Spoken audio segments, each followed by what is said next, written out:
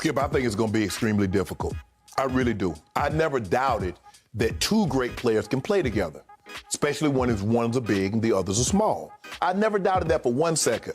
It's that when you throw that third component in there, when you throw a third component in there, Skip, somebody is going to have to sacrifice major shots, major points. We saw it with Chris Bosh when he went with the big three down there with D. Wade and LeBron. We saw it with Kevin Love when he joined with Kyrie. Now, we look at Klay Thompson. Klay Thompson is very different than Kyrie. Klay Thompson doesn't need the ball. Klay Thompson is a catch and shoot guy. So he can run, he's gonna run around and boom, let you have it. Kyrie, in order for you to get the best out of Kyrie, he needs the ball. But if you give him the ball, you're gonna take it away from James Harden and KD. James Harden is a better point guard than Kyrie, because James Harden has led this league in assists. James Harden is typically around 8-9 assists a game since he's been in Houston. I don't know how this thing is going to work, Skip. I really don't. That's my concern. I'm not worried about James and KD. James and KD looks better than Kyrie and KD, and we thought Kyrie and KD looked spectacular in the little bit that we saw them. They look like this. And James Harden, I don't know if he had a fat suit on. I don't know what happened. He was pounding, Skip, but look here. The one thing we always knew about James Harden, he could put the ball in the hoop. And it seems to be now he's rejuvenated, like, man, I really got a chance to get to an NBA Finals. Oh, let me show you what I can do. Skip, he's been spectacular since he's been there. And that's why I said the last 4 games of Houston, James Harden was bull jiving. Because we all know what James Harden could do, Skip. James Harden, when did James Harden not like to shoot the ball? And now all of a sudden he want to shoot the ball 10 times a game and he good. Nah, bro. But Skip, that's my concern. Kyrie comes back. Now what is Kyrie gonna be? What's he gonna do? And also defensively, Kyrie's gonna make them even smaller. Now they're 15th rated defensive team. Now it's gonna be a struggle for them stopping, but they can light you up. They're probably gonna have to win games like they won them last night, Skip. Somewhere between 120 and 140. The question is, are the teams gonna be able to get to those numbers? But this game going back and forth last night was unbelievable. I want to know one more thing, Skip, before I turn it over to you. Why Giannis only got the one shot in the last 6 minutes of the game? Don't know. Maybe because he didn't have much of a repertoire to create his own shots, right? Yep. I'm going to give you this. Kyrie's return could cause a big problem. But if I am Steve Nash or Mike D'Antoni, the coaches of this team, that would be the kind of problem I would welcome. Oh, you want them problems, huh? Because too much talent, I can live with that. I can try to figure that one out. Not enough talent, no, sorry, can't figure that one out. I can't fix that one if I'm a coach. So this much has come clear to me so far. Our man Chris Broussard the other day was exactly on point with this and ahead of this curve. And I had not, I'll be the first to admit, thought about this because it seemed that it would fall into 1, 2, 3. Right. Kyrie the 1, James the 2, and Kevin the 3, 4, 5. Right?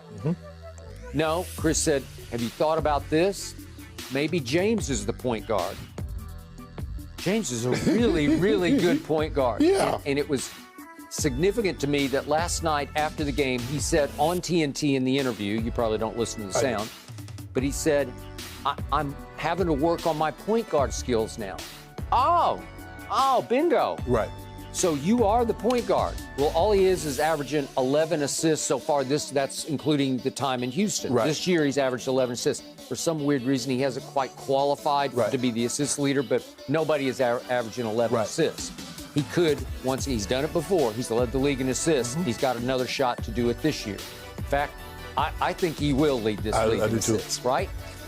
He also has led this league in steals, but that's another issue because on defense, he is a disruptor. Right. So they're playing better defense than you might think because they disrupt. He's not the typical what we would call an on-ball defender. Not on ball. But he's going to steal, he's going to get in lanes and deflect and get the steal. And the other great thing about James Harden is, despite his overweight, despite the look, with the beard, he looks older than he is. That's just me. Makes him look old manish to me. but he plays his tail off. I got to tell you, he does.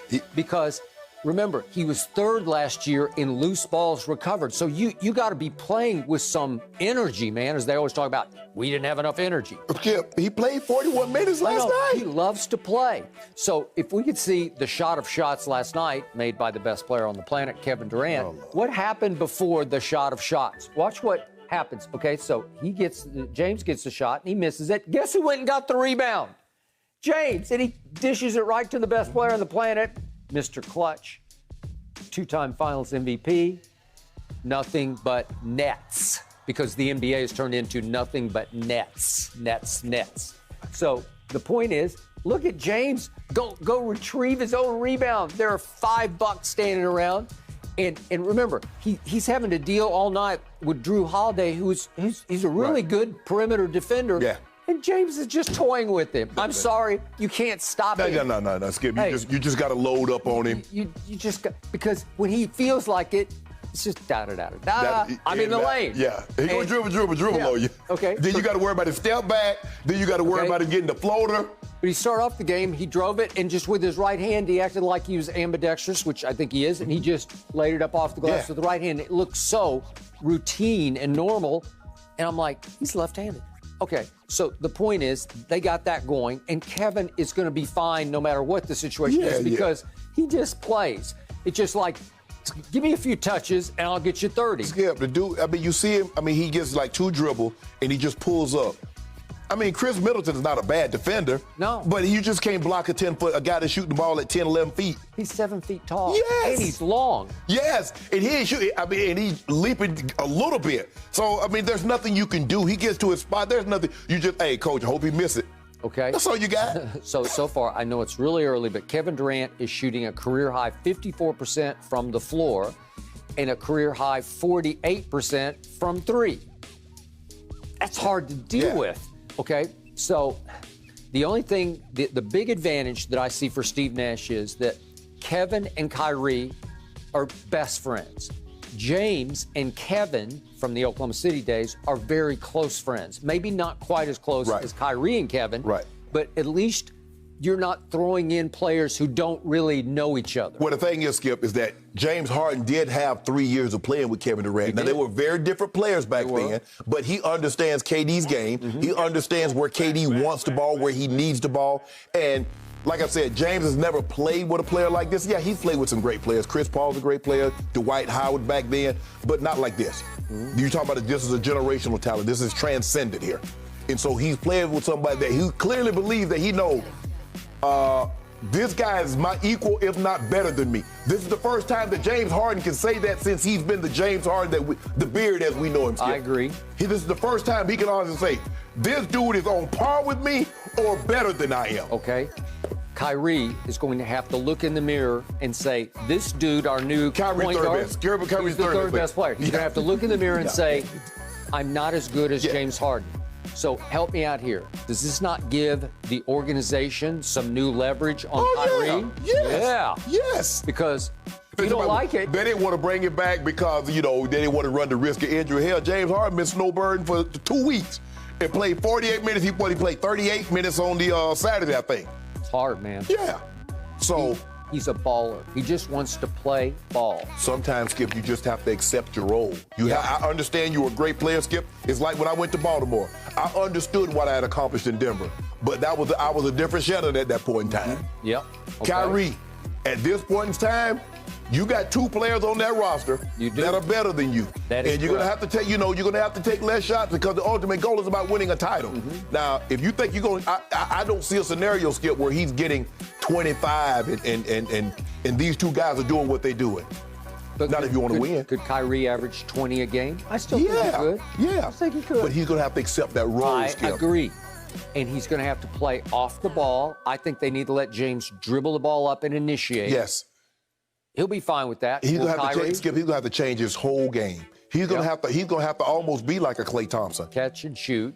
You can ISO for him. Yeah. You can let him wheel and deal on somebody. You can let him dance if he wants to on somebody. But it's going to have to be on occasion, on an isolation that's called for him. Yeah, because you look at Skip, Kevin Love was a 24-14, and he goes all the way down to like 17-9, 17-10. Chris Bosh was a 2010 guy. No, but it's funny to me, you're comparing Kyrie Irving to Kevin Love and Chris Bosh. No, I'm saying you look at what they were before. I got it.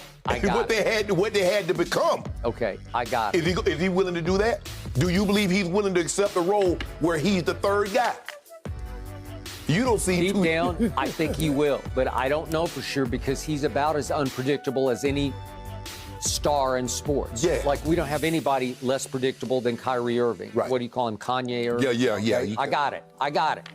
If he does go south, they have the leverage because they can say, stay south. We're not going to crawl to you. You know, if you don't want to play, we're okay. So you going to move him. So you going to put the problem up on somebody else.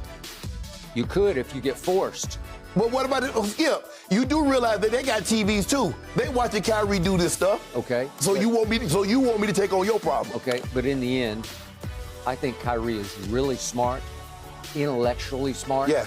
And I think he will come to grips with the fact he has a chance to have a great ride here with two guys he likes to play with in a situation that's going to be a lot of fun to be involved in. Yep. That could be dynastic. Yeah. You could, conceivably, you could win 2 or 3 in a row. Oh, easy. Good. Easy. Okay. Easy. Yeah, you could. But you're going to have to buy. Yeah. Can you imagine once the fans get back? Yep. And the opportunity to see these guys? Yep. Even if it's just James and KD. Because, Skip, I just believe, like I said, James and KD, plenty good enough. Okay. Look, I love watching LeBron and AD. It's can't miss. I'm going to watch every dribble. But these guys, all of a sudden, I got another must-see over here. Now, can you imagine when these two teams meet? Can you imagine if they were actually fans at Staples or wherever they play, Barclays? Can you imagine? Can you imagine the build-up for that, Skip? I think it's mid-February at Staples, but they're obviously no fans. Don't worry about it. Don't worry about it. In our mind, there's fans. In our mind, this is a championship, and we're going to treat it as such. You've already lost 4. It don't matter. 4 home. We ain't lost to them. We didn't lose to them. Maybe because you got your eyes on the basement, because you hear those guys down below. They're making a lot of noise. That's all they do is make a noise. They ain't doing nothing. Thank you for watching. You can subscribe here to get the latest from the show, and be sure to check out more of the best clips from Undisputed, or go watch a few other segments from our other shows